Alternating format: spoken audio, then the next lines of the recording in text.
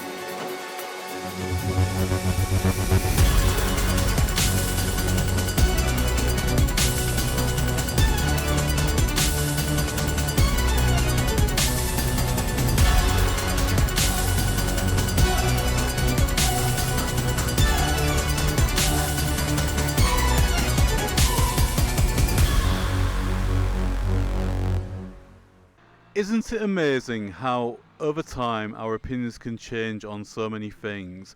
So this is Le Mans Ultimate and we are at Spa-Francorchamps, and as you can see, the chaotic nature of the first corner reminds me a lot of Automobilista 2 before a lot of recent updates where they tended to fix the AI or the actual behaviour of the other vehicles quite a lot.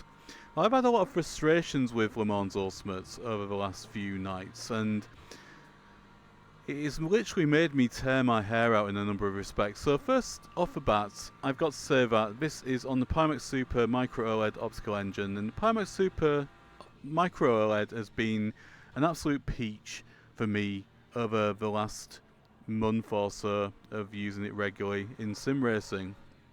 I've been playing iRacing whenever I've had time, and iRacing has always been my staple for the go-to sim racer when I have a bit of spare time to do that.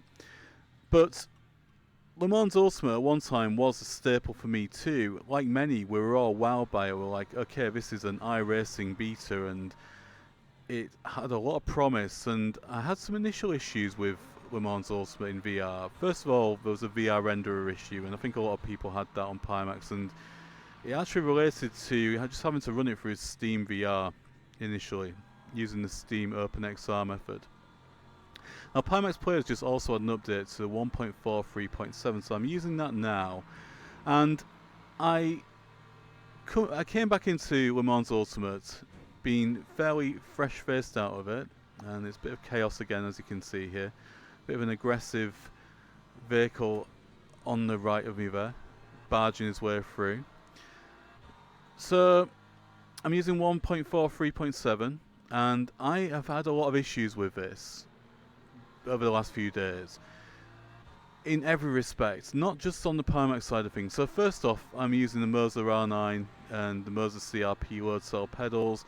I had issues with the force feedback. I had to tinker around with that to get everything working right, and it uses an R Factor 2 plugin because this is based on the original R Factor 2 engine underneath. So got that working, everything fine, got the settings for controls all dialed in nicely, and it feels fine. And I thought, okay, great, this feels really nice. And then we went down the route of the HF8 haptic seat I have, which is the next level racing HF8 haptic seat. Now the shared telemetry, it's either force feedback or the HF8 haptic seat, even through SimHub, it's one or the other. So that was a frustration, so I've had to sacrifice that HF8 haptic seat, which I'm fine with, but it just doesn't feel nice to be losing that, having been so accustomed to that, especially in iRacing and all the other titles. But the main issue for this has been with me that there's been a major issue where the Pimax Super just kept randomly disconnecting. Black screen. Now, I've had that in the past, and I've been through the whole troubleshooting funnel with it. I've used complete DDU, uninstall driver, downgrading driver, reinstalling Pimax Player, downgrading Pimax Player, troubleshooting USB port issues. You know, been through the whole works with it. You know, I'm very well versed in this. I've even been literally going through the event viewer and looking at what issues are occurring in that. And what it turned out to be, believe it or not, was a recent Windows update. Now, need I say any more, but I'm bringing it up on screen just to show you if you're having the same issues if you are playing Le Mans Ultimate. Because I'm not experiencing this in any other game, and whether it's an anti-cheat issue or not, I'm not too sure. Because as soon as I see the Easy Anti-Cheat logo pop up on screen, instantly the red flags are waving and it shows an issue straight away. So uninstall that update and everything is now fine. So on the Pimax side of things, the performance in this in Pimax Play on the 1.43.7 is around 50 FPS, running at high settings on a 5090, recording on the same PC. That seems to be far less than what I was getting 6 months ago on this, and I've just had to go through everything, going through forums, checking settings.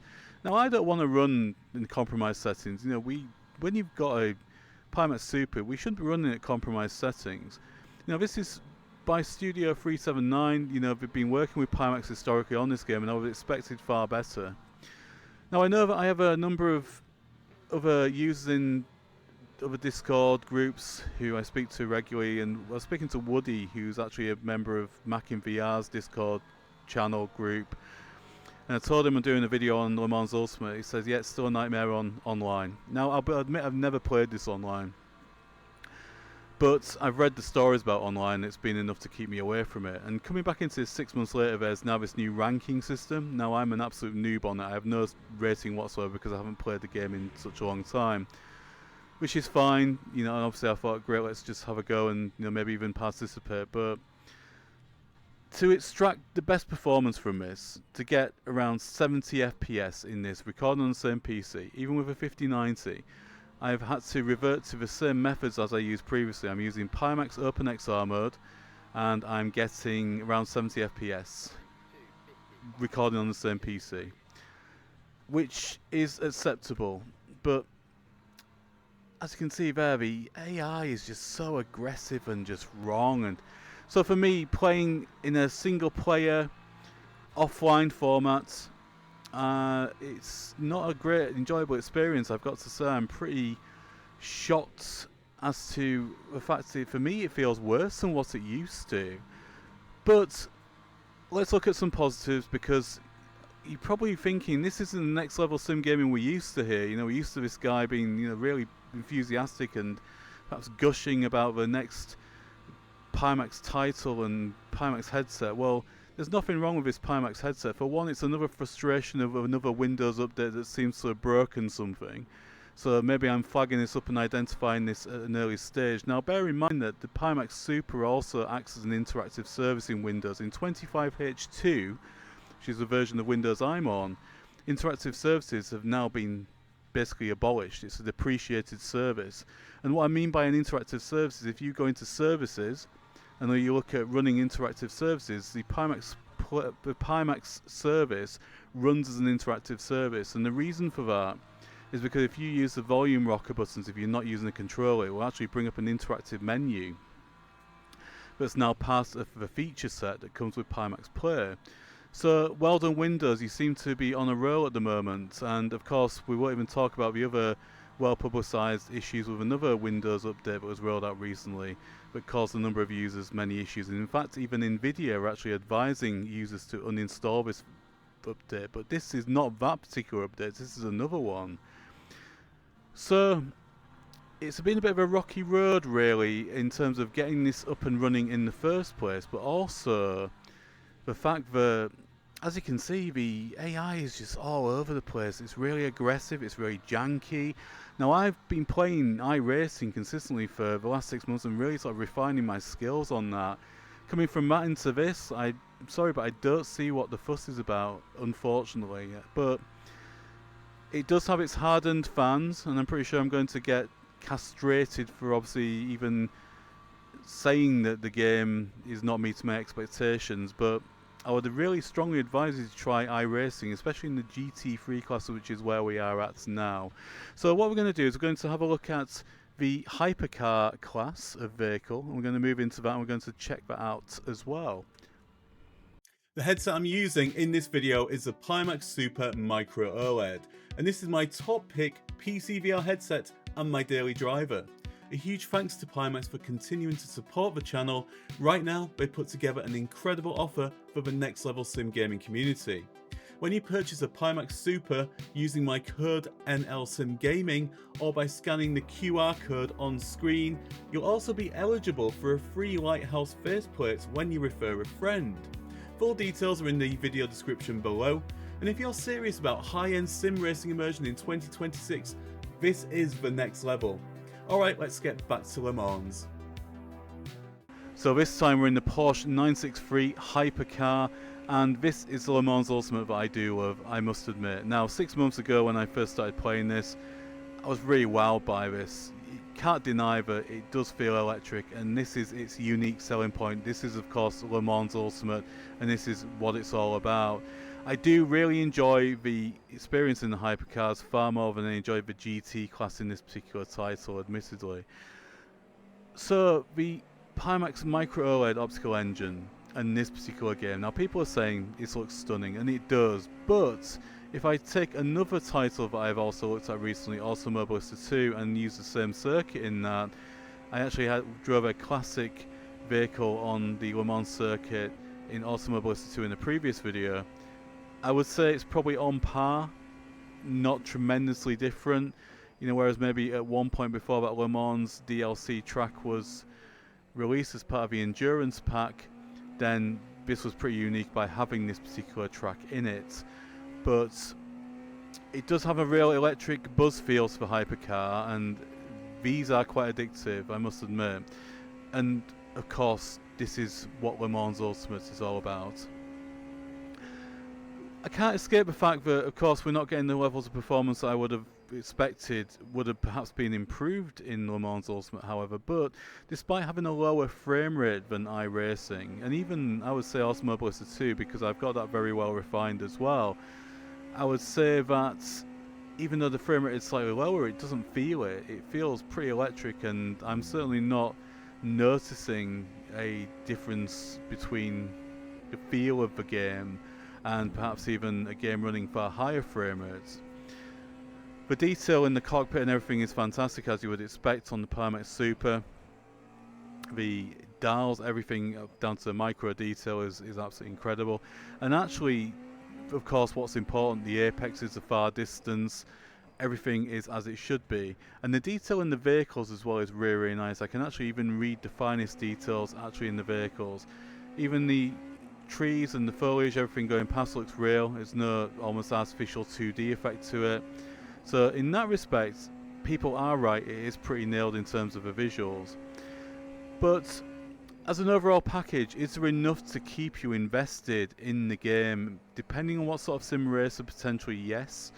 And depending on also the fact that if you are looking at it surely on the basis of an online experience with other sim racers, so for instance you've got some other people who you were playing against, such as Mac in VR, his Discord group has already stated, then it is worthwhile, and I don't think there's much out there that can really compare. On the subject of online racing, now online racing for me really is pretty much limited to iRacing. There's always an available race, it's always easy to access, and it's always easy to find an appropriate time. Another title that I will be looking at in an upcoming video is going to be Race Room. Now, it was actually Mac in VR's Discord group who actually introduced me to that, and in fact we're actually prepared to launch into an online race, but unfortunately I was experiencing some issues at that time with that particular title too. But I've been pretty impressed with that in VR, but it doesn't work well on every optical engine. So this leads me nicely onto the finale of this, which is there is an optical engine for every occasion, but despite the fact that the Pimax Micro-OLED is absolutely incredible, it really is, it doesn't work for every scenario. It doesn't, because some people are going to prefer that wider field of view, despite the fact it's got stunning colours and stunning visuals.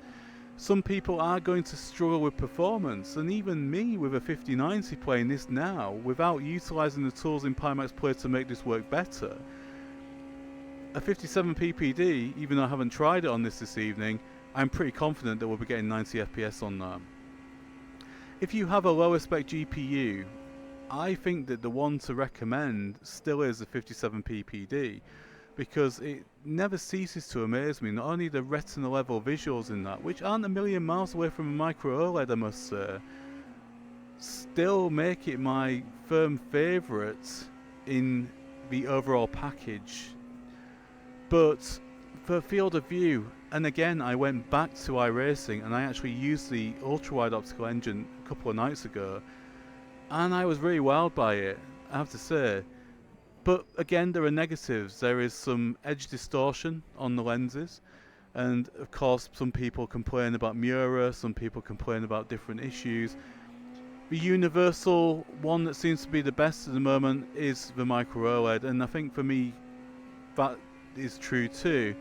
And even mentioning PCVR again, being a fellow YouTuber, being a fellow sim racer, again he also thinks along the same lines as me in that respect, that okay, we're quite happy to sacrifice the field of view element for the sake of these beautiful visuals.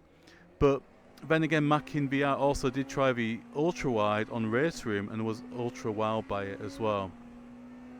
So I'm going to end it here and just say that it's revisiting Le Mans Ultimate. I've actually really enjoyed the experience in the hypercars. I have. It's been absolutely fantastic.